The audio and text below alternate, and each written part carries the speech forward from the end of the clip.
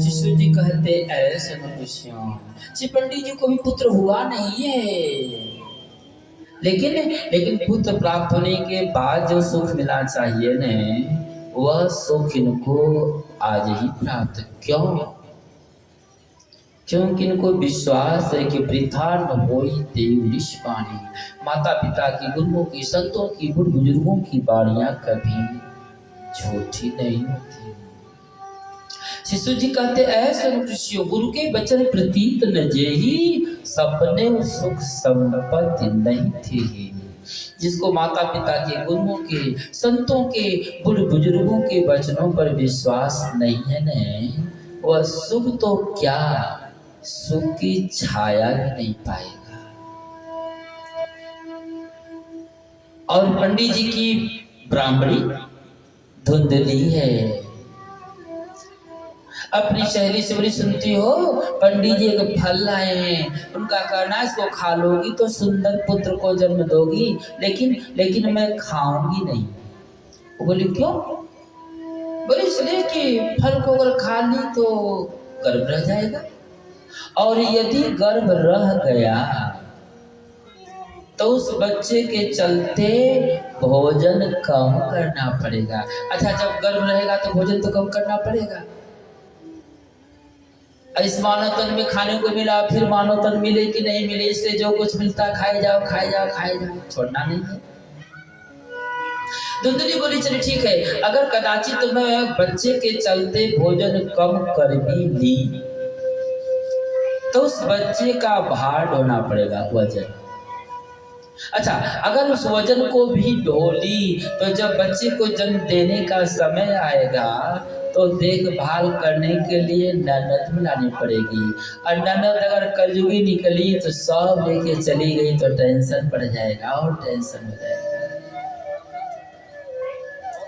अच्छा चलिए, कदाचित अगर यह भी दुख सह ले, जो कुछ सामने मिलेगा बाहर मिलेगा सो ये ले जाएगी, कोई बात नहीं है। धुंधली बोली कदाचित यह दुख सह भी ली नहीं तो जब बच्चा जन्म लेगा तो उसकी गंदगी सफा करनी पड़ेगी, उसके पेशाब के भीगे बिस्तरे पर सोना पड़ेगा। यानी बच्चे को जन्म देना महाआफत, दुख ही दुख है। धुंधली बोली अपनी सहेली से बोली कि संसार में सबसे सुखी स्त्री कौन है? अगर तुम जानना चाहती हो तो मैं बता सकती हूँ। उसकी सहेली बोली तो बताओ तो, संसार में सबसे सुखी स्त्री कौन है? तो धुंधली बोली कि संसार में सबसे सुखी स्त्री वही है जो बाँझ हो। दंडवाया विदेवाना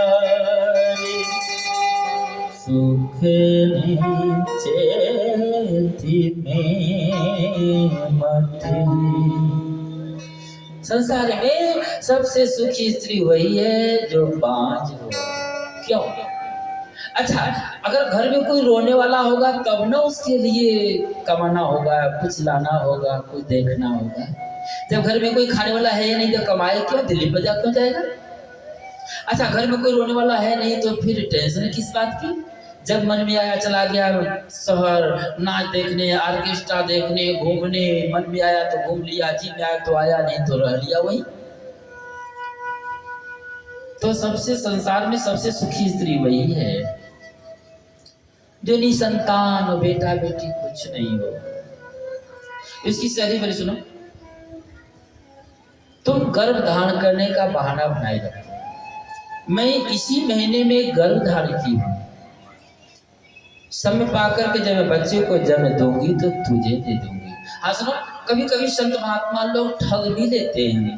तो हो न हो तुम्हारे पंडित जी को महात्मा जी ठग लिए हो, तो महात्मा की परीक्षा लेने तो उस फल को गौ को खिलाते। आज धुंधली फल को गौ को खिलाती है और गर्भ धारण करने का बहाना बनाई है। समय पा करके जब उसकी सहेली एक बच्चे को जन्म दी, ला करके इसको दे दी है। धुंधली अपने दासिनी के द्वारा पंडित जी के पास खबर भेजी है कि पुत्र को जन्म दी हूँ, सुंदर पुत्र को जन्म दी हूँ। पंडित जी जो ही सुने तो शिशु जी कहते, ऐसे ऋषि हूँ, पंडित जी तो आज अपने औकात से ज्यादा दान पुण्य करते चले। अरे क्यों, वृद्धावस्था में बेटा हुआ है तो दान करेंगे नहीं। आए पुत्र को देखने तो धुंधली बोली, बच्चा तो बहुत सुंदर है, लेकिन मुझे तो दूध ही नहीं होता है, दूध ही नहीं होता है। पंडित जी बोले, जा रे, एक तो बेटा होता नहीं था, हो नहीं रहा था, हुआ भी तो दूध ही पा। अच्छा, अगर आज का जमाना होता तो हार्लिक्स पिला करके पोष लेते, उस जमाने में हार्लिक्स तो नहीं था, माँ का ही दूध प्रदान। सूची कहते ऐसे न खुशियों। अच्छा, या तो बच्चे को जन्म दी ही नहीं कि इसको दूध हो, ये दूध की फैक्ट्री के अपने हाथ में है क्या? नहीं है, ये दूध की फैक्ट्री अपने हाथ में नहीं है। जब इसको पीने वाला आता है तो ये फैक्ट्री चालू हो जाती है। अब पीने वाला जब धीरे धीरे अन्य के प्रति क्षुधा करने लगता है, चेष्टा, तो दूध कम होने लगता है। और जब पीने वाला अन्न खाने लगता है तो दूध की फैक्ट्री बंद हो जाती है। ये तो बच्चे को जन्म दी ही नहीं कि इसको दूध हो। अब तो पंडित जी बड़े चिंतित। अरे पंडित जी को चिंतित देखी, इस अवसर का लाभ उठाने तो बोले कि पंडित जी, मेरे सहेली को भी एक पुत्र जन्म दिया था, लेकिन जन्म लेते ही वो मर गया। पंडित जी बोले, भगवान को ऐसा नहीं करना चाहिए था।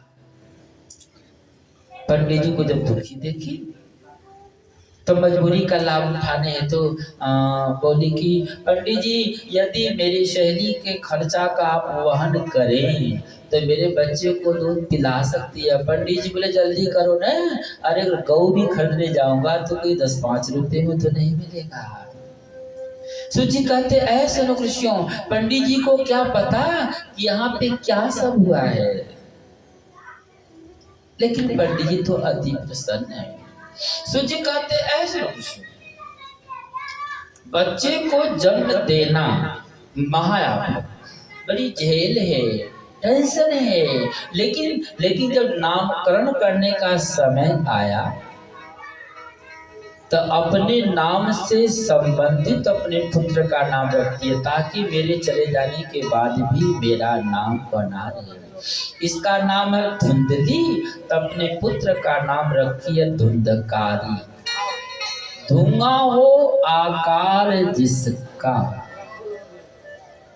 अच्छा देखे होंगे ना, धुआं जिस अग्नि से पैदा होता है उसी को ढक लेता है, उसी को ढक लेता है। अच्छा, जिस फल को महात्मा की परीक्षा लेने हेतु गौ को खिलाया गया है, आज समय पाकर के उस गौ के द्वारा भी एक सुंदर पुत्र जन्म लिया है, जिस पुत्र का कान गौ के कान जैसे है, इसलिए उसका नाम गोकर्ण रखा गया। श्री गोकर्ण महाराज की। सूची कहते ऐसे न खुशियों। आत्मदेव जी सोचे देखो मैं वही हूँ जो अपनी, मुझे तो बेटा बेटी हुआ नहीं, और मैं जिस गौ को पोष लेता था, बच्चा देना तो दूर रहा, पाल भी नहीं खाती थी। लेकिन आज थोड़ी सी भगवत कृपा हुई, गुरु कृपा हुई, भगवान की कृपा हुई, तो जिस गौ के द्वारा बाछा अथवा बाछी जन्म लेनी चाहिए थी, आज उसके द्वारा सुंदर पुत्र जन्म लिए हुआ है। सूजी कहते ऐसे न कृष्ण। सरकादी जी कहते ऐ नारद, श्री गोकर्ण जी तो कोई दिन तक रहे, अब बाद में श्री गोकर्ण जी चले गए जंगल में तपस्या करने। और ये धुंधकारी तो इतना दुष्ट निकला, इतना दुष्ट निकला जिसकी कोई सीमा नहीं। अपने बराबर उम्र वाले बच्चों को तो मारे पीटे ही, यदि इससे ज्यादा उम्र वाले भी मिल जाए तो उनको भी बिना गाली दिए नहीं छोड़ा। इतना ही नहीं, इतना दुष्ट निकला कि कदाचित अगर इसके यहाँ कोई सूरदास भिक्षा मांगने आ गए तो भिक्षा देना तो दूर रहा, वो जो चावल और आटा मांगे रहते थे न, उसमें भी कंकड़ पत्थर गिट्टी मिला दिया करता था। आज तो श्री आत्मदेव जी बड़े परेशान हैं। आत्मदेव जी को तो पर डे उलहना मिल रहा है। आत्मदेव जी सोचे इससे अच्छा तो बिना बेटा के थे नहीं। अरे बेटा नहीं था तो एगो कल उलहना था, कष्ट था, लोगों के द्वारा तिरस्कार मिलता था कि बेटा नहीं है। और आज बेटा तो हुआ, लेकिन हर पल हर क्षण उलहना मिलता है, नालायक बेटा हो गया। कभी इधर उलहना तो कभी इधर से उलहना। जी कहते ऐसे न खुशी। श्री पंडित जी सोचे कि ऐसे बेटा से तो बिना बेटा ही सही था।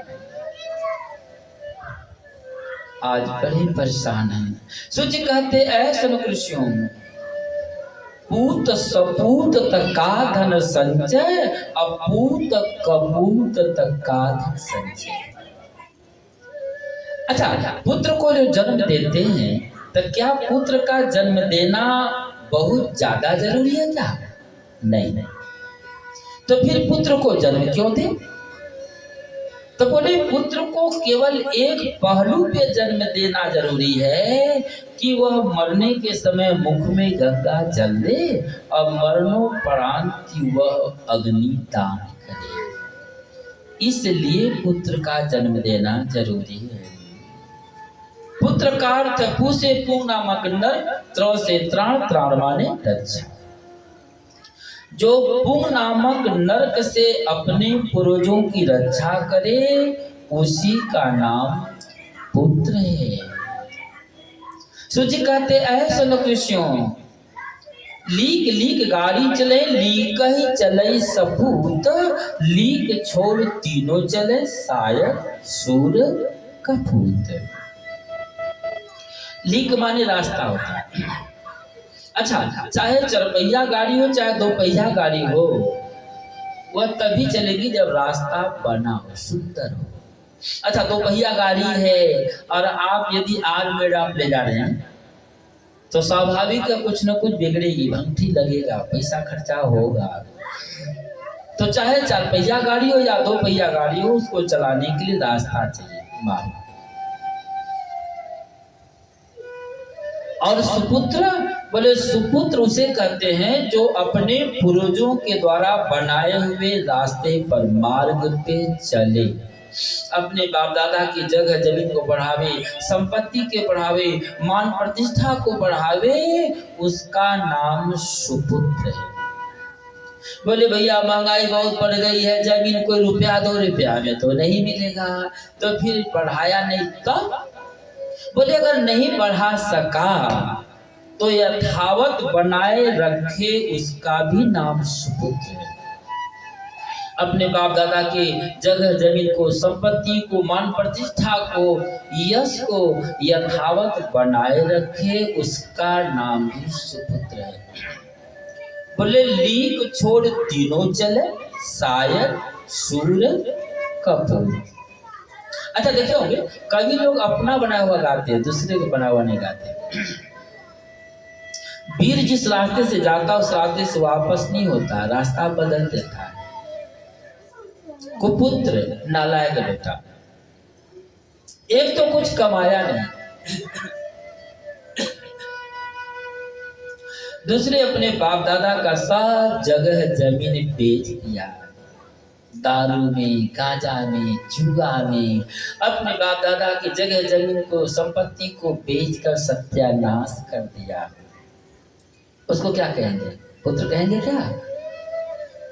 अच्छा पुत्र नहीं है सो बात तो नहीं है, लेकिन बोले उससे कुपुत्र कहेंगे। सूची कहते हैं सुनो कृष्णों, आत्मदेव जी तो बड़े परेशान हैं। आत्मदेव जी का तो कहना महात्मा जी ठीक ही कह रहे थे कि कोई जरूरी नहीं कि पुत्र जन्म लेने के बाद सुख मिले ही। सूची कहते ऐसे न कृष्णों, सरकारी जी कहते ऐ नारद, एक दिन आत्मदेव जी चले गए थे बाजार, और जब उन्हें आते हुए यह धुंधकारी देखा, श्री आत्मदेव जी दरवाजे पर पहुंचे ही होंगे। आज पिता आत्मदेव को आते जब यह धुंधकारी देखा तो अपने पिता को मारने के लिए जूता लेके दौड़ पड़ा। पिता को जूता लेकर मारने को जब दौड़ पड़ा न, तो आज श्री आत्मदेव जी को बैराग हो गया। जिस पुत्र के लिए मैं क्या नहीं किया,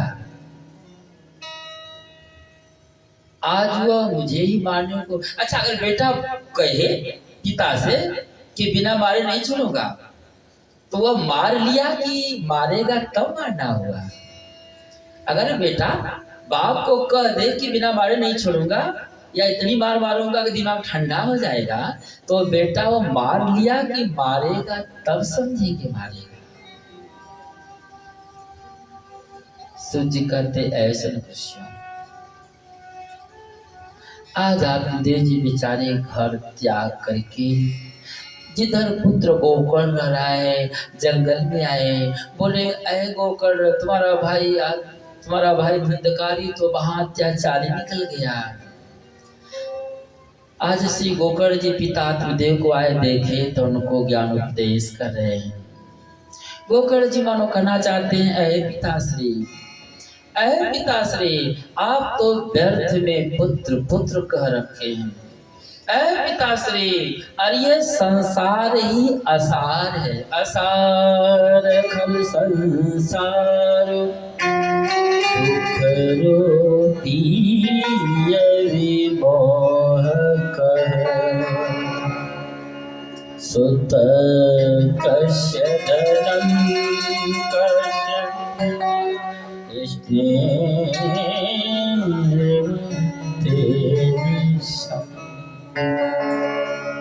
पिताश्री, यह संसार ही असार है, और इस असार संसार में आप सुख खोज रहे हैं, ये अच्छी बात नहीं है। संसार का एक नाम दुखालय है। अच्छा अपना सब देखते होंगे ना, तो भोजनालय में भोजन मिलता है, जैसे भोजनालय में भोजन मिलता है, औषधालय में औषधियाँ मिलती हैं, पुस्तकालय में पुस्तकें मिलती हैं, वैसे ही संसार का एक नाम दुखालय है। इसमें तो दुख ही मिलेगा ना, सुख नहीं मिलेगा। ऐ पिताश्री, यह संसार असार है, और आप जो कह रहे हैं कि यह पुत्र पुत्र, तो न जाने कितनी बार आप उसका पुत्र बने हैं और वह आपका पुत्र बना है। ऐ पिताश्री, कोई किसी का न पुत्र है और न कोई किसी का पिता है। क्षणभंगुर जीवन की कलिका, कल प्रातः को जान खिले न खिले, मलयाचल की शीतल मंद सुगंध समीर मिली न मिली। कलिकाल कुठार लिए फिरता, तन नम्र से ओट झिले न झिले। कहले हरि नाम हरे रसना, फिर अंत समय नहीं। कल किसका होगा ये कोई नहीं जानता, तो जब भी अवसर मिले तो भगवान का नाम ले लेना चाहिए। तो सीताराम सीताराम सीताराम कहिए, जाहि वीर राखेला।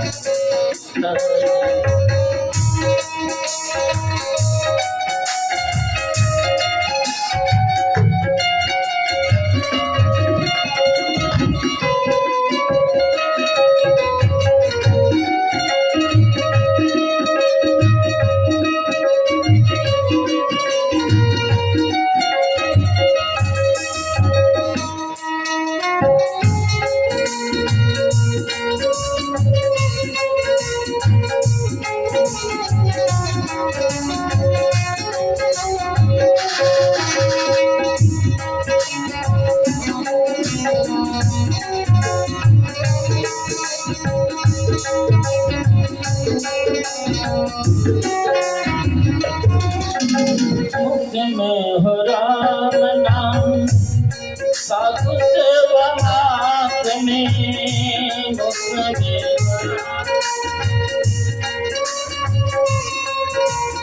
तू अकेला नाही बंदे, राम तेरे साथ में।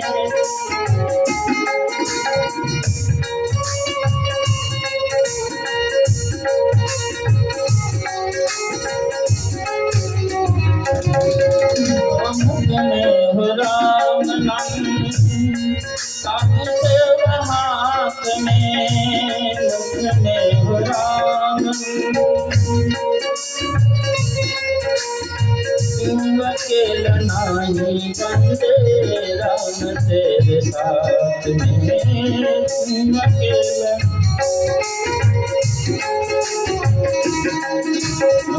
विधि का विधान जाने, अनिला बसइए।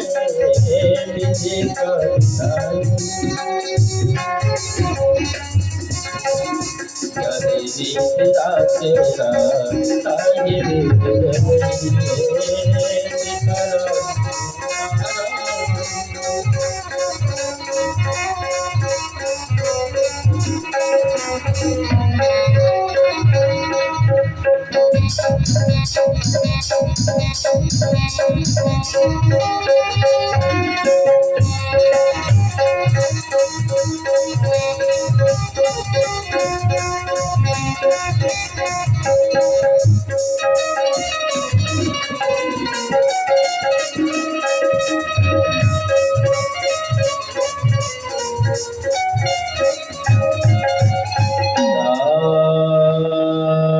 कृष्ण भगवान की से वृंदावन बिहारी लाल की।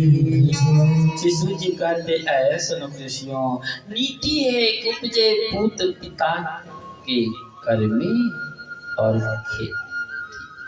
उपजे पूत पिता के धर में, खेती उपजे अपने घर में। माता पिता के किए हुए कर्म धर्म से पुत्र को सुख समृद्धि शांति मिलती है। लेकिन कभी कभी पुत्र के किए हुए कर्म धर्म से माता पिता को सुख शांति समृद्धि मिलती है। आज पुत्र गोकर्ण पिता आत्मदेव को ज्ञान उपदेश की जा रहे हैं। अरे पिताश्री, अरे गेहूं को पीसने से आटा होता है, पीसे हुए आटा को बार बार पीसने से कोई फायदा नहीं है। अरे गेहूं को पीसेंगे तब ना आटा होगा, और जब पीसे हुए आटे को बार बार पीसते रहेंगे तो कुछ होगा क्या? कुछ फायदा नहीं होगा। ऐ पिताश्री, कितना सुंदर है मानव तन मिला है, और जिसने दिया है मानव तन किसी न किसी स्वार्थ में दिया हुआ, और ऐसे सुंदर मानव तन को पाकर आप तेरी मेरी में गवा दें तो अच्छा नहीं है। कैसा सुंदर तुमको हीरा देना, अब तुम्हें कर बुलाओ तुम्हें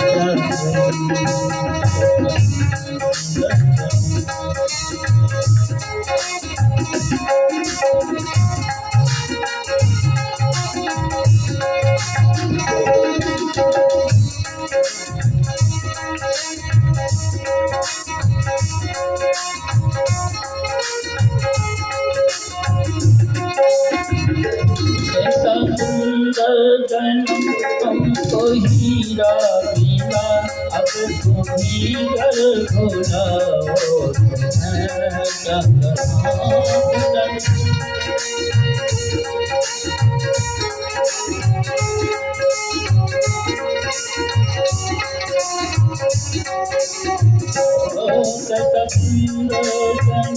तुमको हीरा मिला, अब तुम्ही घर भुलाओ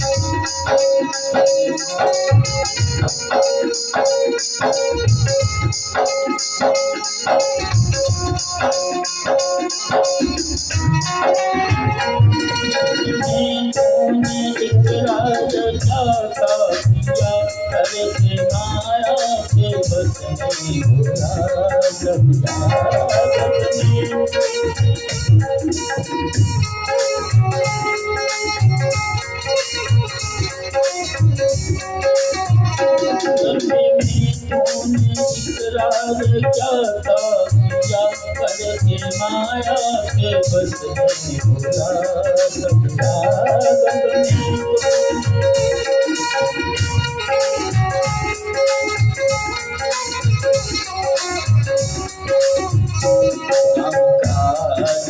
तूने कैसे किया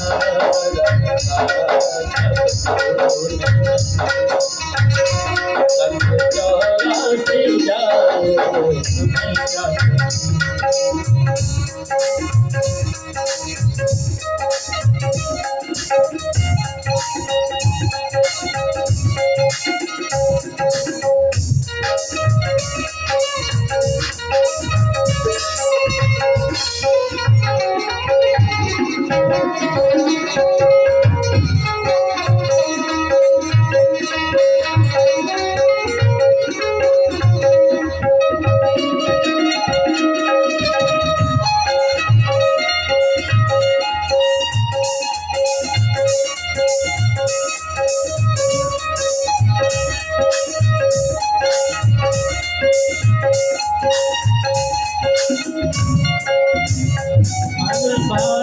पड़ी जम के घोड़ों की जब बात बेटा नारी करे बर्बाद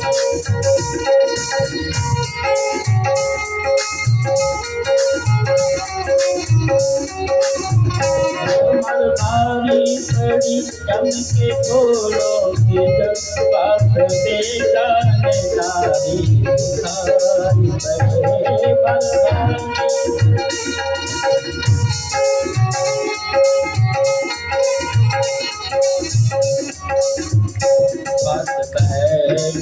भी पास आए नहीं, पास भी पास आए नहीं, मासूम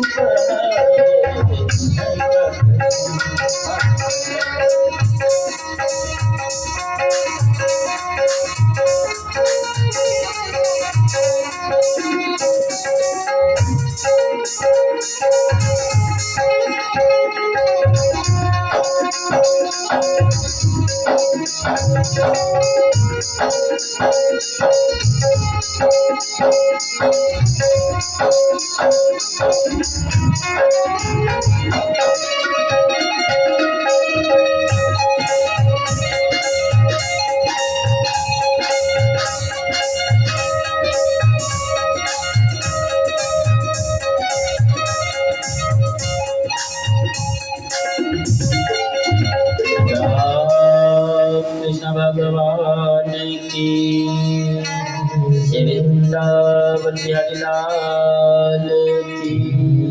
शिशु जी कहते ऐ सनमुष्यों, सनकादिक जी कहते ऐ नारद, आज पुत्र होकर पिता आत्मदेव को ज्ञान उपदेश की जा रहा है। आज आत्मदेव जी अपने पुत्र के द्वारा ज्ञान प्राप्त करके उसी जंगल के दूसरे कोने में रहने लगे।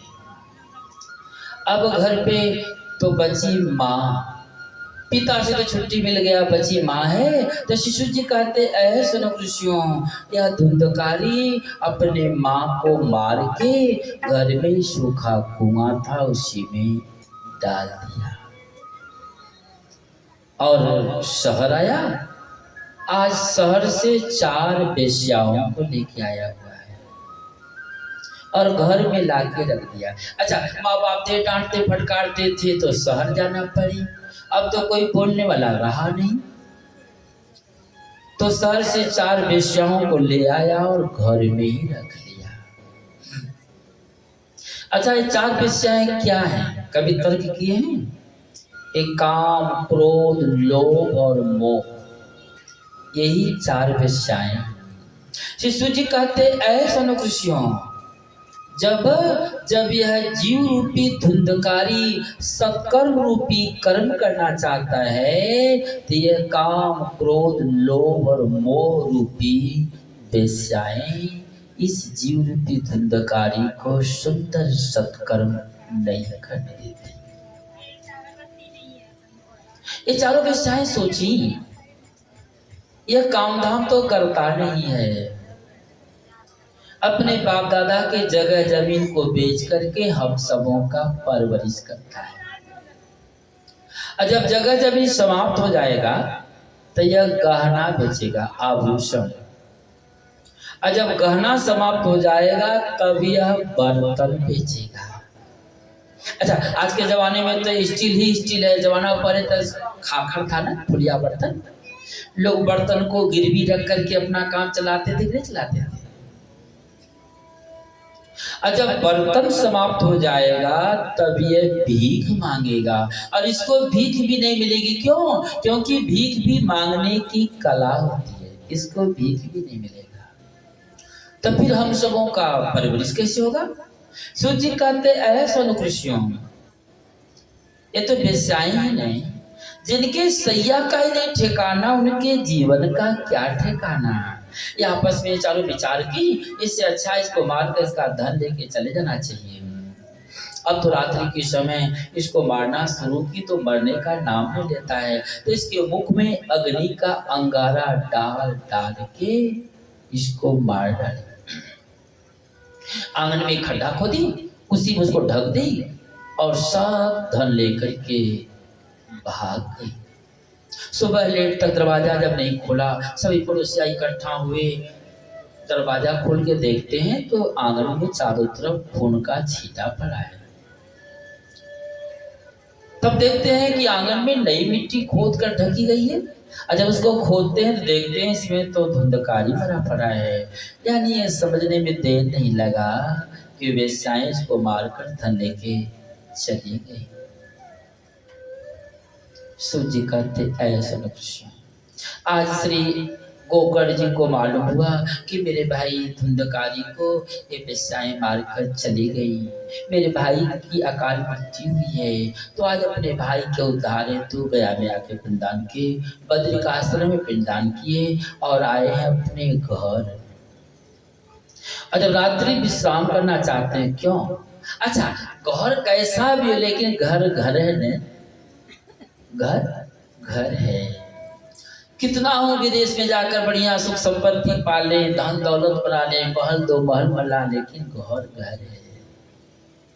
जननी जन्मभूमिश्च स्वर्गादपि गरीयसी, जन्मभूमि स्वर्ग से भी सुंदर होती है। क्यों? वह माँ बाप की चिन्ह है, अपने पूर्वजों की यादाश्त दिलाती। कौन? खंडहरी क्यों न हो, लेकिन अपने पूर्वजों की यादाश्त दिलाती है। और अपने पूर्वजों का याद खो दे, वह भी कोई मानव क्या नहीं है। तो श्री गोकर्ण जी आज अपनी उस जन्मभूमि को याद करके आए हैं। रात्रि विश्राम करना चाहते हैं, तो कभी आंगन के इस कोने में अग्नि का धंधोरा उठता, तो कभी उस कोने में, तो कभी उस कोने में, तो कभी उस कोने में। अब तो श्री गोकर्ण जी बड़े परेशान। एक बार जो ही अग्नि का धंधोरा उठा तो श्री गोकर्ण जी कमंडल से जल निकाले, मंत्र के द्वारा मंत्रित करके उस धंधोरे पर फेंकते हुए मानो पूछना चाहते हो कि अरे भाई कौन है जो मुझे डरा रहा है? तो प्रेत योनि में रहने वाला धुंधकारी भेड़ की आवाज में बोला, अरे भाई गोकर्ण भ्राता तो धीरो धुंधकारी नामतः। ऐ भाई गोकर्ण, मैं तुम्हारा भाई धुंधकारी हूँ। गोकर्ण बोले, धुंधकारी और प्रेत योनि में? अरे मैं तुम्हारे उद्धार हेतु गया में पिंडदान किया, बद्रिकाश्रम में पिंडदान किया, फिर भी तुम प्रेत योनि में पड़े हो। धुंधकारी बोला, अरे भाई गोकर्ण, एक बार नहीं, दो बार नहीं, तीन बार नहीं, तुम करोड़ों बार जाकर गया में पिंडदान करो, बद्रिकाश्रम में पिंडदान करो, फिर भी मुझ जैसे पातकी को मुक्ति नहीं मिलेगी। क्यों? क्योंकि मुझे मातृपद का पाप लगा हुआ है। मैं मातृ हत्यारा हूँ और मुझ जैसे मातृ हत्यारे को, मातृपद लगे हुए पापी को मुक्ति नहीं मिलेगी। और तुम्हारे जैसा भाई हो और मुझे मुक्ति नहीं मिले, यह भी तो आश्चर्य की बात है। इसलिए ऐ भाई गोकर्ण, मुझे मुक्ति दिलाओ। शिशु जी कहते हैं समकृष्ण, शंकादिक जी कहते ऐ नारद। आज श्री गोकर्ण जी बड़े चिंतित हैं।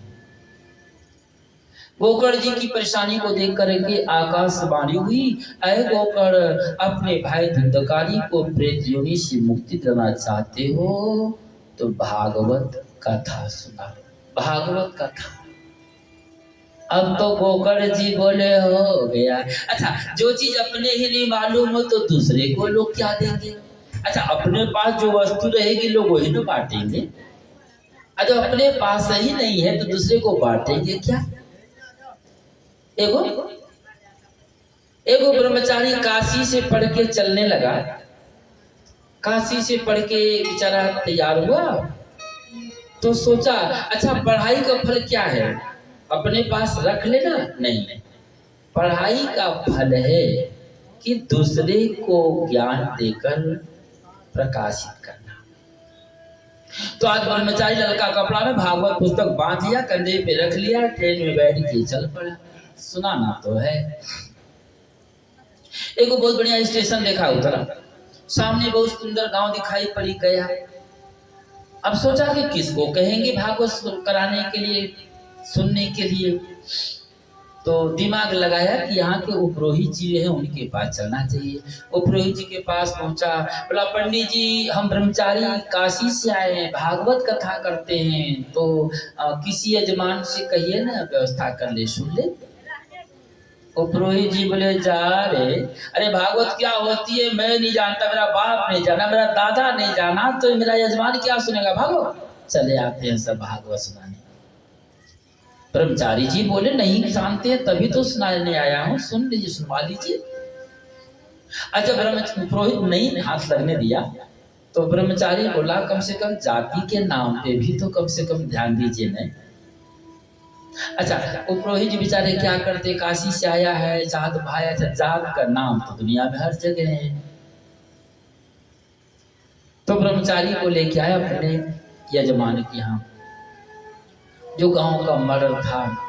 मर्डर के दरवाजे पे पहुंचे, मर्डर के दरवाजे में सरकारी चौतरा था, उसी सरकारी चौतरा पर अपने बैठे रहे, गांव के सब लोग बैठे थे, गपशप का अपना हो रहा है। ब्रह्मचारी बोला मर्डर जी हम ब्रह्मचारी काशी से पढ़ के आए हैं, भागवत कथा सुनाते हैं, तो भागवत कथा सुन लीजिए ना। मर्डर बोला भागवत कथा सुनाते हैं, अरे भागवत क्या होती है, मेरा बाप नहीं जाना, मेरा दादा नहीं जाना, परदादा नहीं जाना, तो मैं क्या सुनूंगा, भागिए। चले आते हैं सब भागवत सुनाने। ब्रह्मचारी बोला नहीं जानते तभी तो सुनाने आया हूँ, सुन लीजिए ना। लेकिन मर्डर काहे को हाथ लगने दे, डांट फटकार अलग से हुआ है। ब्रह्मचारी समझ गया कि यहाँ दाल गलने वाले नहीं, भैंस के आगे बीन बजावे भैंस खड़ी और बुरा है, यहाँ कोई फायदा नहीं। ब्रह्मचारी बेचारा पुरोहित के साथ से घर चला, और मर्डर के छोटा छोटा पोता पोती थे, अब वो तो रोने लगे कि भागवत देखेंगे, हम भागवत देखेंगे। अब तो चुप ही नहीं हो। अच्छा जब बच्चा रोने लगता है तो माँ बाप को परेशानी पड़ती नहीं पड़ती है, अब तो जहां से मिले व्यवस्था तो करनी पड़ेगी। मर्डर अपने नौकरों से बोला जाके गाड़ी बुला के लाओ, जल्दी करो। जब नौकर सब आए, ब्रह्मचारी से बोले पंडित जी मर्डर बुलाए हैं। ब्रह्मचारी को हुआ लगता है कि कथा सुनेगा। जब ब्रह्मचारी आए तब मर्डर सुनते हो, ये मेरे पोता पोती रोते रोते आंख फुला दिए, जल्दी ने भागवत दिखाओ, जल्दी करो, देर करोगे तो और परेशानी बढ़ेगी। पंडित जी सोचे जा रे, भागवत देखने की चीज है कि सुनाने की चीज है, उसमें भी पोता पोती रो रहे हैं, उनको दिखाना है। अच्छा पंडित जी सोचे चलो भाई जो जिस भाषा में समझे वही भाषा सही। अब तो भागवत करने के लिए व्यासासन चाहिए, तो चौतरा पे ही बैठ गए। अच्छा भागवत भगवान को रखने के लिए वस्त्र चाहिए, तो सो भी तो नहीं है, तो जिस कपड़ा में बांधे थे उसी कपड़ा को बिछा कर फिर रख। अच्छा भागवत के पूजन के लिए तो तमाम सामग्रियां चाहिए, वहां तो कुछ नहीं है। तो ब्रह्मचारी जी मंत्र के द्वारा ही पूजा की, भागवत पाठ शुरू कर दिए। अच्छा संस्कृत तो श्रवण करने की चीज है, समझने की चीज नहीं है, सुनने का फल है। और संस्कृत तो नीरस होता है। अच्छा वैसे नींद आवे या नहीं आवे, लेकिन बढ़िया बात होने लगती है तो नींद और जल्दी आ जाता है। अब तो मर्डर को नींद आ गई। अच्छा मर्डर को नींद आ गई तो ब्रह्मचारी के जंघा पर सिर रख के सो गया। ब्रह्मचारी का जंघा हो गया सिरौना, अब तो और परेशानी बढ़ी। अच्छा सो गया तो कोई बात नहीं है, अच्छा सोया तो खड़र पाड़ने लगा। अच्छा लाउड स्पीकर में कथा तो नहीं हो रही थी, कथा तो मुंह से हो रहा था, अब तो खड़र पाड़े जा रहा है, बड़ी परेशानी पड़ी। अच्छा चलिए वो सो भी ठीक रहा, लेकिन अब तो जंघा फटने लगा। ब्रह्मचारी मर्डर को जगावे, मर्डर जी अरे भागवत सुन लीजिए न, भागवत सुनिए न, लेकिन मर्डर काहे को भागवत सुने।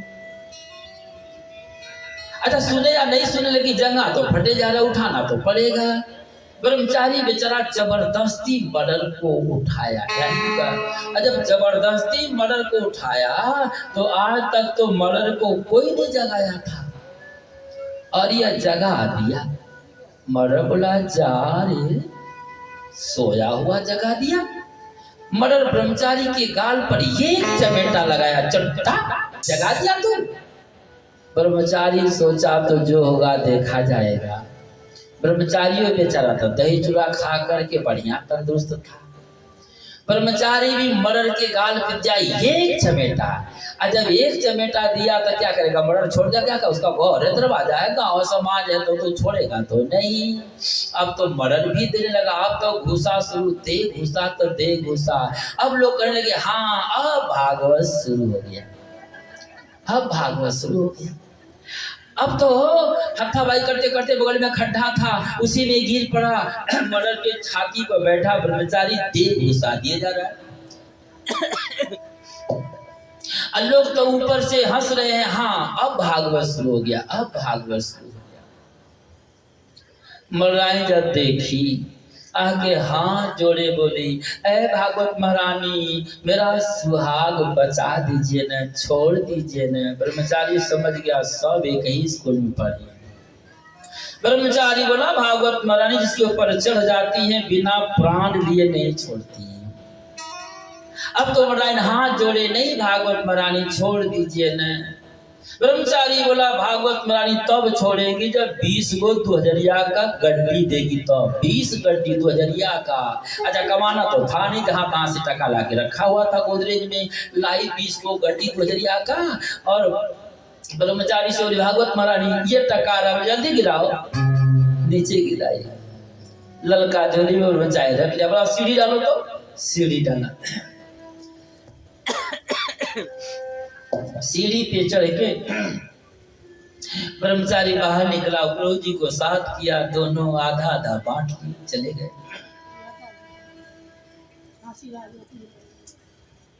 मर्डर बोला कि हम लोग, हमको भी निकालिए न। लोग पकड़ के बाहर निकाले। लोग बोले, धन्य है मर्डर जो आप भागवत दिखा दिए, नहीं हम गरीब लोग भागवत क्या करा पाते। अब तो मर्डर भी दोनों हाथ जोड़े, बोला, धन्य है आप समाज जो इस अधम शरीर से भागवत करा लिए, नहीं तो हम भागवत क्या करा पाते, यानी करा लिए। गोकर्ण बोले कि भागवत क्या होती है तो मुझे भी नहीं मालूम है। शिशु जी कहते हैं, सनुकृषियों, सूर्य भगवान श्री गोकर्ण जी को भागवत का ज्ञान प्रदान किए। आज आषाढ़ का महीना है, सुंदर ढंग का मंडप बनाया गया है। व्यासासन में विराजमान श्री गोकर्ण जी हैं। कथा शुरू हुई। प्रेत योनि में रहने वाला धुंधकारी अब तो मंडप के चारों तरफ घूमे। अब तो गोकर्ण जी सूर्य भगवान से प्रश्न करते हैं, ऐ सूर्य भगवान, यह तो स्थिर हो ही नहीं रहा, तो कथा कैसे सुनेगा। आकाशवाणी हुई, उसको मंत्र के द्वारा मंत्रित करके किसी एक जगह स्थिर करो ना। तशी गोकर्ण जी मंडप में एक 7 पुर का वास रखे हैं। प्रेत योनि में रहने वाले धुंधकारी को मंत्र के द्वारा मंत्रित करके उसी वास में स्थिर किए हैं। कथा शुरू हुई। प्रथम दिन की कथा के विश्राम में प्रथम गांठ को फाड़कर दूसरे पोर में प्रवेश किया। दूसरे दिन की कथा के विश्राम में दूसरे गांठ को फाड़ करके तीसरे, चौथे, पांचवें, छठवें और 7वें दिन की कथा जो है विश्राम हुई।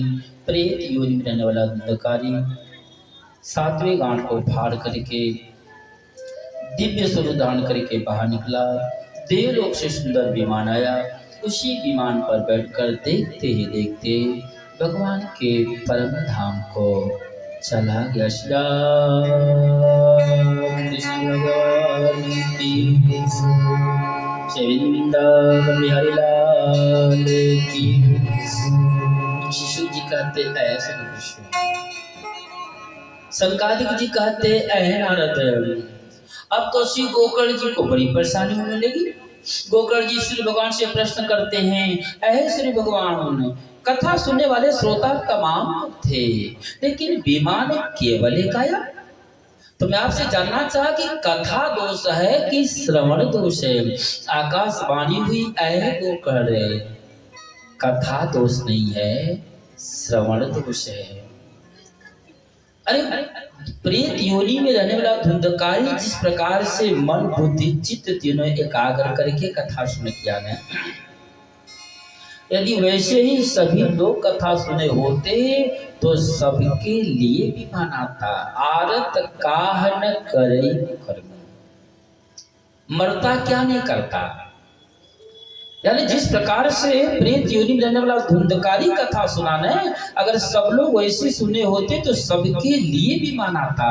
यानी मन बुद्धि चित्त तीनों एकाग्र करके कथा सुनी जाती है। ऐसा नहीं कथा स्थल में बैठे तो हैं लेकिन मन हटिया में, घर पे है, बाजार में है, तो होगा क्या? नहीं होगा।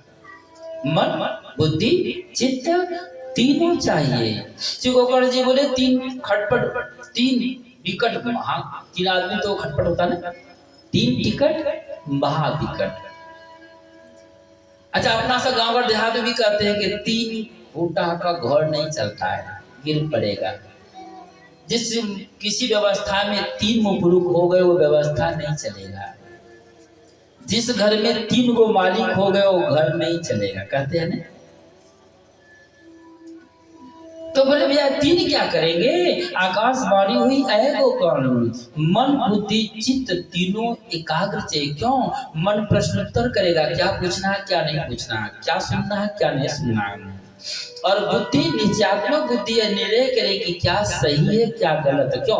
कथा में 1000 बातें कही जाती हैं, उसमें क्या सही है क्या गलत है इसका निर्णय बुद्धि करेगी।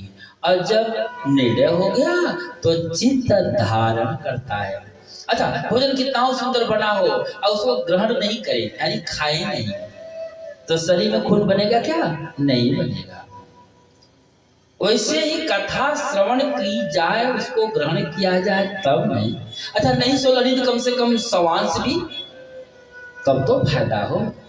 श्रोता 3 प्रकार के, एगो तो श्रोता जो कथा सुनने वाले हो, दूसरा बोले सोता, कथा शुरू हुई सो गए, पूरी बढ़िया ढंग से नींद आ गई। अच्छा, क्यों सोए भैया? जब भगवान श्री राम जी कुंभकर्ण को मारे तब कुंभकर्ण की पत्नी निद्रा देवी भगवान श्री राम जी से बोली मैं इसका बदला लेके रहूंगी। भगवान श्री राम जी बोले कैसे बदला लेगी? बोले बदला जब आपका कथा पुराण होने लगेगा तो मैं आपके भक्त के ऊपर जाके बैठ जाऊंगी।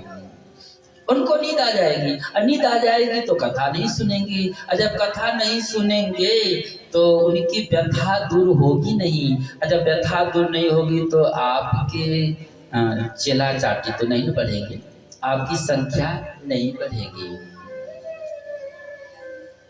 संख्या बढ़ानी है तो कुछ करना होगा। भगवान श्री राम जी बोले कोई बात नहीं है, जब तू जाकर मेरे भक्तों के ऊपर सवार हो जाएगी, उन्हें नींद आ जाएगा तो मैं भी कह दूंगा कथा करने वालों को कि बीच बीच में मेरा नाम संकीर्तन करता रहना, कीर्तन कराते रहना। क्यों?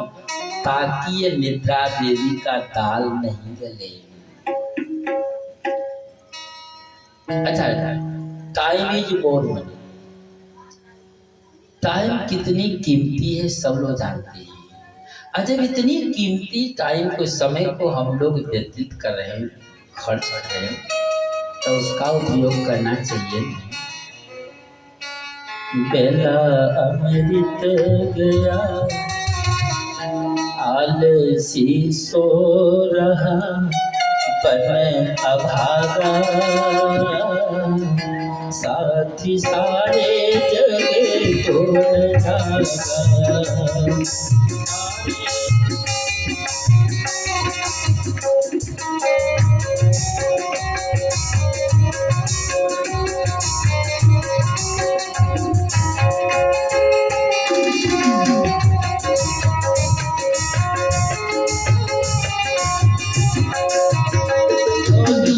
रहे भाग वाले पतितों ने जीवन संभाले,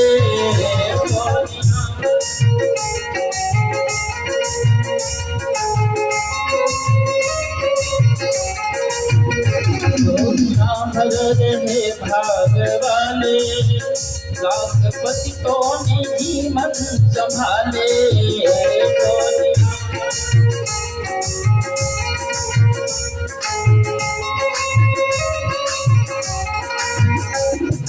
राजा बने भक्ति रस में पड़े कष्ट धागा, आज सारे जगे भूल जागा।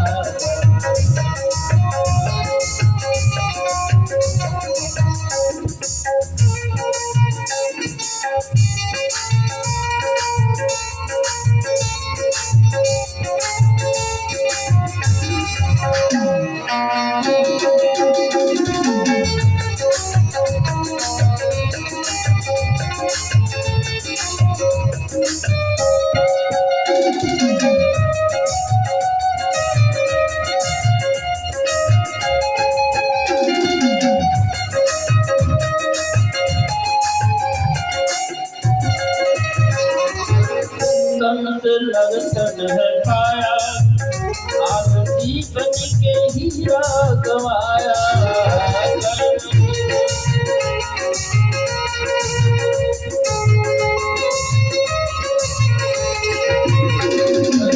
तन से धड़कन है पाया, आरती बन के हीरा गवाया।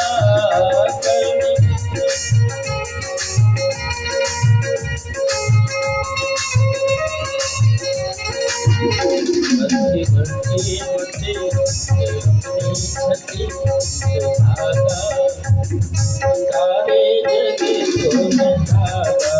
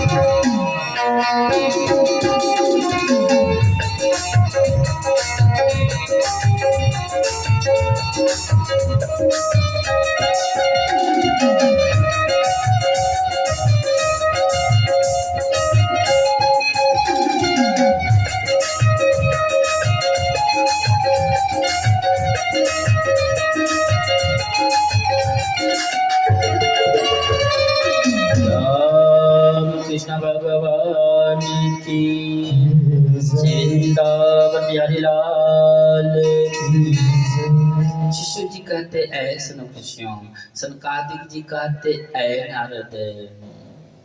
श्री भगवान बोले ऐ गोकर्ण, अगर सभी लोग मन बुद्धि चित्त तीनों एकाग्र करके कथा सुनते न, तो सबके लिए विमान आता। अच्छा, एगो श्रोता तो हुआ कथा सुनने वाला श्रोता, दूसरा हुआ सोता जो सो जा, तीसरा बोले तीसरा सरौता। सरौता जानते हैं, जो सुपारी काटे का काम करता है। अच्छा, अपना सब देखे होंगे कि लोहे का सरौता दिन रात सुपारी काटता है। बेचारा सुपारी काटते काटते काटते परेशान हो जाता है, सुपारी का गर्दा गर्दा उड़ा देता है, लेकिन आज तक सरौता को गर्दा भी हाथ नहीं लगा। अच्छा, कोई देखा है कि सरौता बेचारे को सुपारी का गर्दा भी मिला हो? नहीं मिलता। परिश्रम बहुत किया, मेहनत बहुत किया, लेकिन हाथ कुछ नहीं लगा। वैसे ही कथा में कुछ लोग ऐसे भी होते हैं, कल कथा का ऑपरेशन करेंगे, चटनी नहीं हुआ, बगवा बगनिया नरवा नरनिया का कथा नहीं हुआ, बेमजा। तो श्री भगवान बोले ऐ गोकर्ण, फिर से कथा करो और सबको कहो ना कि सब मन बुद्धि चित्त जिन्हें एकाग्र करके कथा सुन करें। सूजी कहते ऐसे न, आज श्रावण का महीना है, आज श्रावण का महीना है। श्री गोकर्ण जी पुनः साक्षात का सुंदर मंडप बनवाए। वैदिक सिद्धांत के अनुसार समस्त देवताओं को आवाहित करके सभी समस्त देवताओं की षोडशोपचार पूजन की गई है। श्री गोकर्ण जी कथा श्रवण कर शुरू की। तमाम श्रोता लोग बैठे हुए, जैसे 7 बजे की कथा विश्राम हुई, पूर्णावती हुई, जितने श्रोता थे सभी लोगों के लिए सुंदर दिव्य विमान आया। सभी श्रोता सुंदर दिव्य स्वरूप धारण करके उस दिव्य विमान पे बैठ के देखते ही देखते भगवान के परम धाम को चले गए। श्री राम कृष्ण भगवान की, वृंदावन बिहारी लाल की। अभी तक हम सभी लोग श्रीमद् भागवत महापुराण के महात्मा को श्रवण कर रहे थे। जब तक श्री सुखदेव भगवान कथा करना शुरू नहीं करेंगे, तब तक प्रथम दिन की कथा शुभारंभ नहीं मानी जाएगी। तो 8 बजने वाला है, बजने वाला नहीं, 8:10 हुआ है। 9 बजे हम सब लोग आरती करेंगे, थोड़ी देर कथा और श्रवण करेंगे। सूर्य जी कहते ऐसे ऋषियों, सनकादिक जी कहते ऐ नारद देव, गोकर्ण कहते ऐ भिन्नकारी।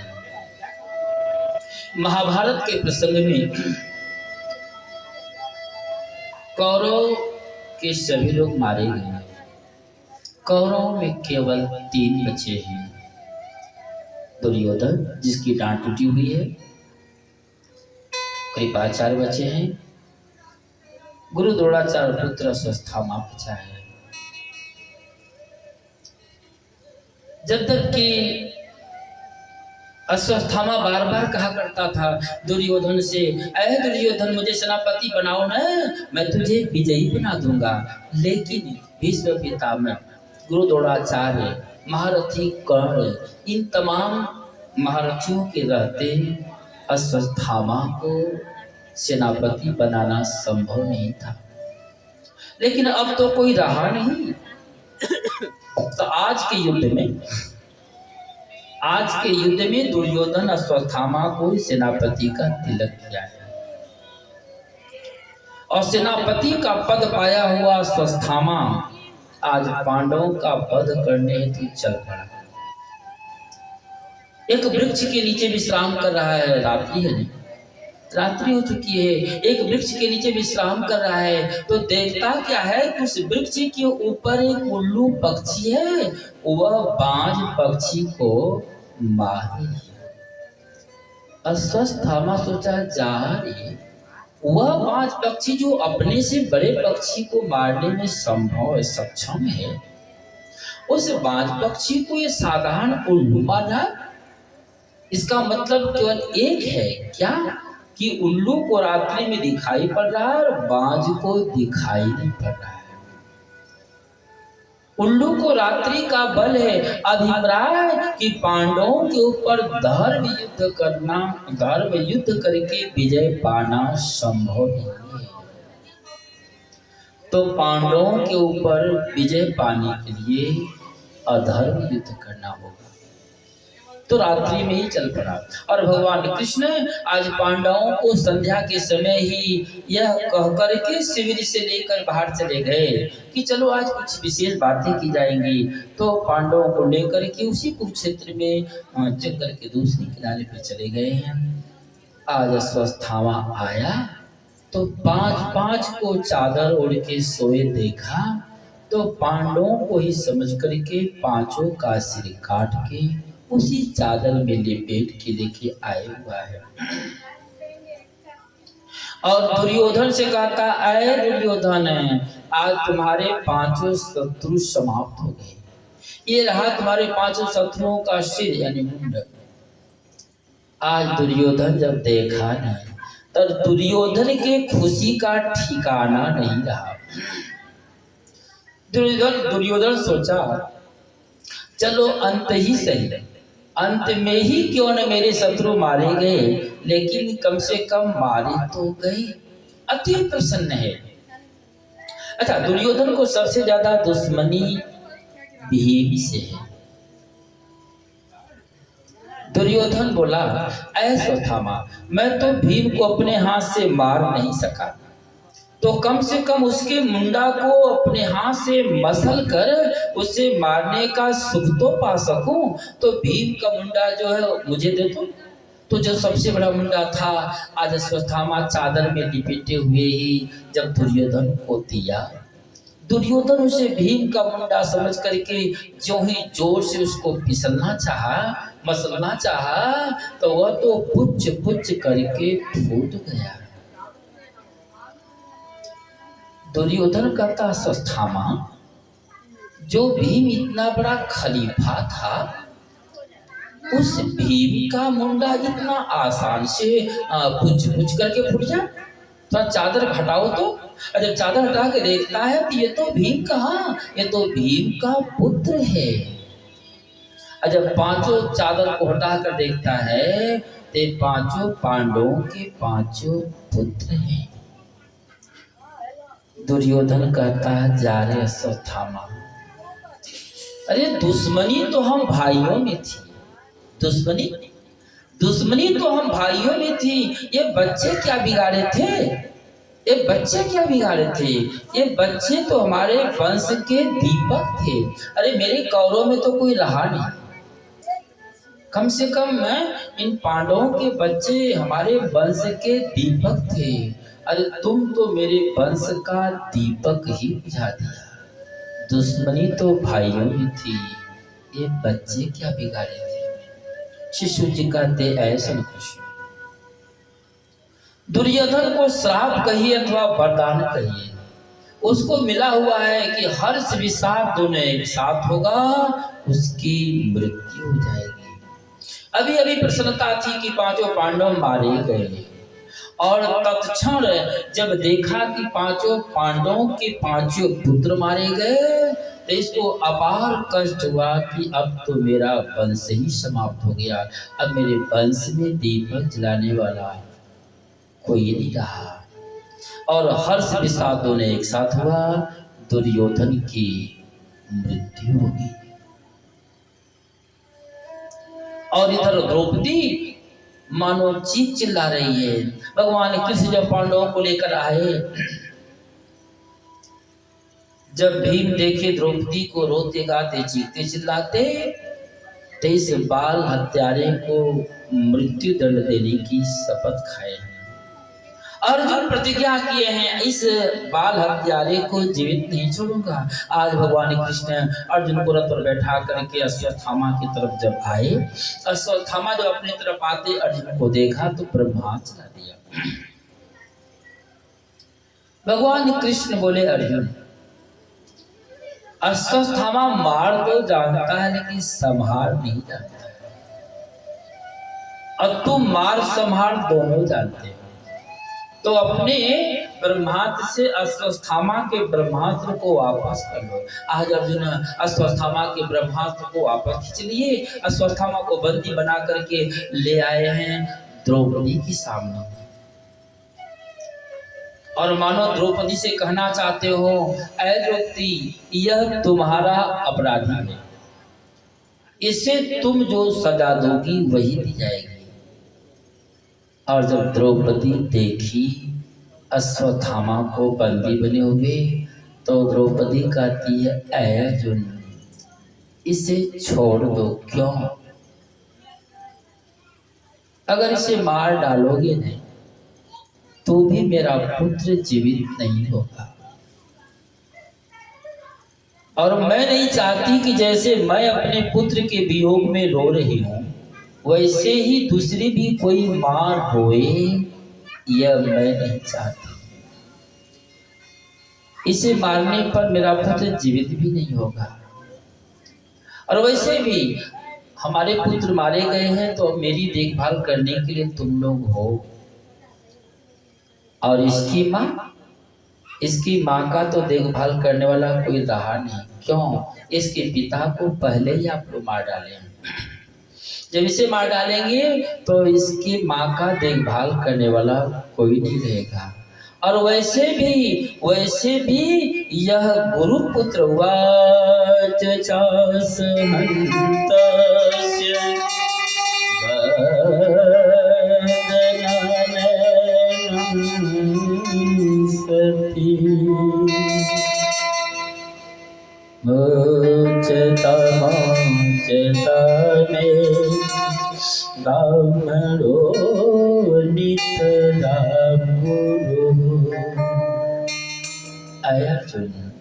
वैसे भी यह ब्राह्मण पुत्र है, गुरु पुत्र है, ब्राह्मण दंडनीय है, लेकिन मृत्यु के योग्य नहीं है। इसे छोड़ दो ना। अर्जुन बोले हो गया। युधिष्ठिर से बोले कि भैया क्या करें। युधिष्ठिर बोले द्रौपदी जो कहती है 100% मानने योग्य है। भीम बोला जल्दी मार डालो ना। नकुल बोले भैया भीम जो कहते हैं वही ठीक है। सहदेव भी बोले भैया भीम जो कहते हैं वही ठीक है। भगवान कृष्ण से बोले कन्हैया क्या करूं। भगवान कृष्ण बोले अरे अर्जुन, ऐसे बाल हत्यारे को जीवित रहने का एक पल भी अधिकार नहीं है, इसलिए उसको मृत्यु दंड मिलनी चाहिए। और द्रौपदी जो कहती है वह भी 100% मानने योग्य है। अर्जुन बोले हो गया। ऐ कृष्ण पहली वाली हो जाओ, बाल हत्यारा है, उसको मृत्यु दंड मिलनी चाहिए। और द्रौपदी जो कहती है वह भी मानने योग्य है। ठीक है, अगर द्रौपदी की बात मान भी लूं तो मेरी प्रतिज्ञा का क्या होगा। मैं प्रतिज्ञा किया हूं इस बाल हत्यारे को जीवित नहीं छोड़ूंगा। भगवान कृष्ण बोले, ऐ अर्जुन, किसी प्रतिष्ठित व्यक्ति को जान से मार देना ही मृत्यु नहीं होता है। किसी प्रतिष्ठित व्यक्ति का अगर अपमान कर ली जाए तो अपमान कर देना भी मृत्यु के बराबर होता है। तू प्रतिज्ञा किया है तो अश्वत्थामा का अपमान करके इसको जीवन दान दे दो। अश्वत्थामा के मस्तक पे मरी है, आज अर्जुन निकाल लिए, सिर पर मुकुट है उतार लिए और इसको जीवन दान दे दिए हैं। लेकिन सुख जी कहते हैं, सनकृष्यों, आज यह अश्वत्थामा, आज अश्वत्थामा 5 पुत्रों का वध किए हुआ है, फिर भी इसको जीवन दान दिया गया है। लेकिन यह दुष्ट अश्वत्थामा आज अपने अपमान का बदला लेने हेतु अर्जुन पुत्र अभिमन्यु है, अभिमन्यु की पत्नी उत्तरा गर्भधारण की है। यह बात अश्वत्थामा जानता है। अश्वत्थामा जानता है कि अभी इन सबों का वंश समाप्त नहीं हुआ है। उत्तरा गर्भधारण की हुई है, ये पांडव भी नहीं जानते, दुर्योधन भी नहीं जानता था। क्यों? इसी महीने में उत्तरा गर्भधारण की है। केवल भगवान कृष्ण जानते हैं, पितामह जी जानते हैं, अश्वत्थामा जानता है। तो आज इसका समूल वंश समाप्त हो जाए, इसलिए आज अश्वत्थामा उत्तरा के गर्भ को नष्ट करने हेतु ब्रह्मास्त्र चला दिया। और जब यह ब्रह्मास्त्र उत्तरा के गर्भ को जलाने लगा तो उत्तरा रोती गाती चीखती चिल्लाती मानो भगवान कृष्ण को पुकारती, पाहि माम रक्षताम रक्षताम कर रखी है। मानो उत्तरा भगवान कृष्ण से कहना चाहती हो, ऐ कृष्ण, जिस वंश के रक्षितार्थ मुझे आप सती नहीं होने दिए, आज उसी गर्भ को यह दुष्ट अश्वत्थामा जलाए जा रहा। पाहि पाहि महायो देव देव जगत्पते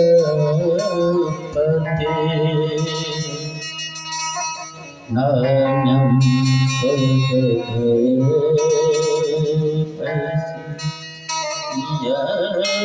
यत्मेतु परस्परम्।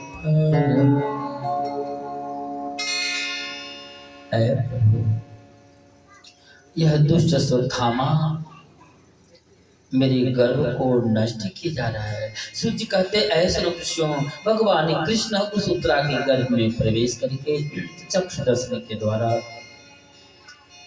उस ब्रह्मास्त्र से गर्भ की रक्षा की। समय पा करके उत्तरा बच्चे को जन्म दी है। गर्भ में ही भगवान कृष्ण के द्वारा रक्षित होने के कारण उस बच्चे का नाम परीक्षित रखा गया। से परीक्षित महाराज की शिशु जी कहते ऐसे खुशियों। आज अर्जुन आए हुए हैं द्वारिकापुरी। अजब द्वारिकापुरी अर्जुन आए तो उद्धव बोले, ऐ अर्जुन, जो आपके सखा थे, भाई थे, आपके जो हितैषी थे, वे भगवान कृष्ण नहीं रहे, वे चले गए। अर्जुन को बड़ा दुख हुआ। अर्जुन बोले, भगवान कृष्ण जाने से पहले कुछ कह कर गए हैं कि? उद्धव बोले, हाँ कह के गए हैं। भगवान कृष्ण कह के गए हैं कि पांडवों से कह देना कलयुग आने वाला है, कलयुग आने से पहले ही मृत्यु लोक छोड़ के चले जाएंगे, नहीं तो नहीं कलयुग में कोई किसी की इज्जत नहीं करेगा। माँ नहीं मात पिता नहीं देवा, असाधु सन करवा वही सेवा। आज अर्जुन आए घर पे, युधिष्ठिर जी को मालूम हुआ, बड़े दुखी हुए। आज युधिष्ठिर के यहाँ दरबार लगा है। सभी लोग बैठे हैं। दो पड़ोसी आपस में लड़ते झगड़ते चले आए। एक का कहना, राजन देखे तो सही, अरे मैं इसका जमीन खरीदा तो इसका मतलब थोड़ी होता है कि उस जमीन के अंदर सोने का जो घड़ा सो भी मेरा हो गया। और दूसरा कहता, राजन अरे मैं जो जमीन बेच दिया तो उसके अंदर का सोने का घड़ा भी नहीं बिक गया क्या? यानी एक कहता तेरा धन, दूसरा कहता है तेरा धन। श्री युधिष्ठिर जी कोई निर्णय नहीं कर सके। एक हफ्ते की तारीख दी गई है, आज 7वां दिन है। आज भी दोनों पड़ोसी आए हैं, लेकिन आज तो बदले से हैं। एक कहता, राजन देखे तो सही, जब मैं इसका जमीन खरीद लिया तो उसके अंदर जो सोने का घड़ा सो मेरा नहीं हो गया क्या? और दूसरा कहता, राजन मैं जमीन बेच दिया तो बेच दिया, उसके अंदर जो सोने का घड़ा सो थोड़ी बेचा हूँ। यानी एक कहता है मेरा धन तो दूसरा कहता है मेरा धन। अब कलयुग का सबसे बड़ा गुण यही है कि देख न सकई पराई विभूति। कब किसका धन हड़प ले, छीन ले, लूट ले, यह कलयुग का सबसे बड़ा गुण है। धर्मराज युधिष्ठिर समझ गए इसका मतलब कि कलयुग आ गया। अपने पोते श्री परीक्षित को राज दिए और द्रौपदी को साथ के पांडव चल पड़े। बद्रिकाश्रम से 25 किलोमीटर ऊपर सतोपंथ है। उस रास्ते पर सबसे पहले द्रौपदी गली बर्फ में, उसके बाद नकुल गले, फिर सहदेव गले, फिर अर्जुन गले, कुछ ऊपर जाने पर बर्फ में भीम गले।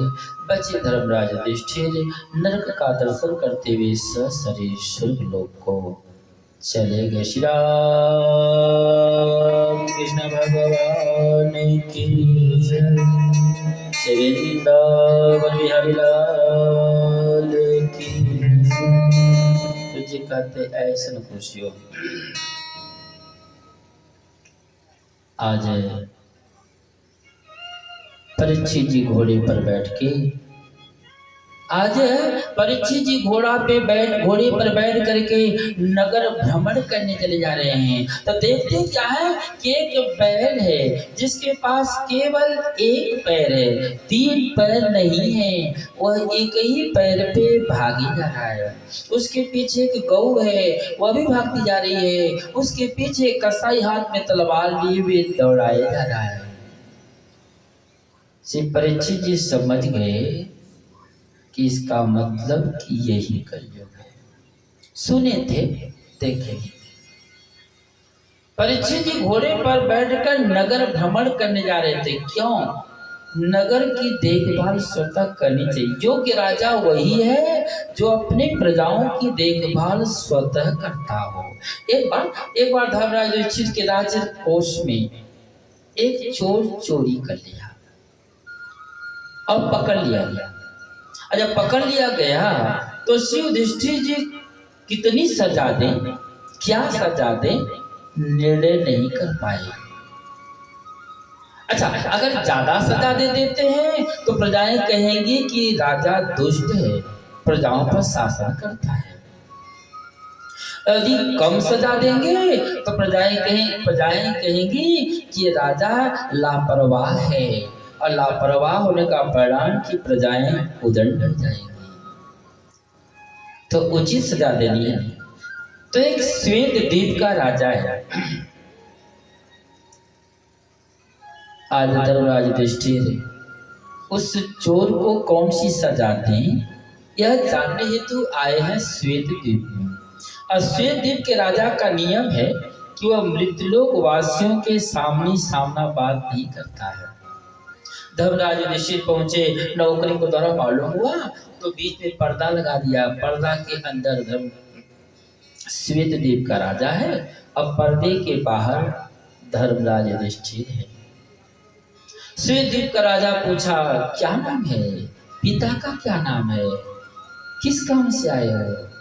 युधिष्ठिर जी बोले, नाम की बात रही तो मेरा नाम युधिष्ठिर है। रही पिता की बात तो कहने के लिए मैं पांडु पुत्र हूं, लेकिन सच तो यह है कि मैं धर्मराज का पुत्र हूं। धर्मराज पुत्र। श्वेतद्वीप का राजा बोला, अरे मृतलोक में रहता है, लेकिन मृतलोक का कोई प्रभाव नहीं है, झूठ नहीं बोलता। अरे सीधे कर देता पांडुपुत्रों, लेकिन सो नहीं कहा। पर्दा खोल दो, सामने सामने बात होगी। अच्छा पर्दा खोला, आने का कारण पूछा तो युधिष्ठिर जी बोले कि मैं राजकोष में एक चोर चोरी किया है, उसको कितनी सजा दे, क्या सजा दे, कुछ पता नहीं चलता है। श्वेतद्वीप का राजा बोला जा रे, कहते हो धर्मराज पुत्र हूं, इतना भी नहीं पता। ऐ राजा, ऐ राजन, आदमी पेट के चलते चोरी करता है और वही चोरी उसकी मजबूरी बताती है। अरे तुम जाकर उसको खाने के लिए अन्न दो, उसको जमीन दो, नौकरी दो, ताकि वह भी कमाएगा, खाएगा, अपने बाल बच्चे का भरण पोषण करेगा, तुम्हारे यहाँ चोरी क्यों करने आएगा। ऐ राजा, सूर्य अस्त होने के बाद पूरे नगर में घूमकर देखो कि किस आंगन से धुआं निकलता है और किस आंगन से धुआं नहीं निकलता है। जिस आंगन से धुआं नहीं निकलता इसका मतलब उस घर में चूल्हा नहीं जल रहा है, और चूल्हा नहीं जल रहा इसका मतलब उसके घर में चूल्हा जलाने के लिए राशन नहीं है। उसको राशन दो, जमीन दो, नौकरी दो, ताकि वह भी कमाएगा, खाएगा, वह भी खेती करके अपने बच्चों का परवरिश करेगा। आज उन्हीं का पोता श्री परिचित हैं, नगर भ्रमण करने आए थे और जो ही देखे इस कसाई को। अच्छा आजकल लोग होते जाकर के हत्था बाएं शुरू कर देते, लेकिन श्री परिचित जी सो नहीं कि आए पहले उस बैल के पास और बैल से बोले भैया आपकी ये दशा किसने की है, आपके 3 पैरों को किसने काट लिया। बैल बोला ऐ राजा, किसको दोस्तों, किसको कहूं, ऐ राजन सुखस दुखस न को विदाता, जो जस करई सो तस फल चाखा।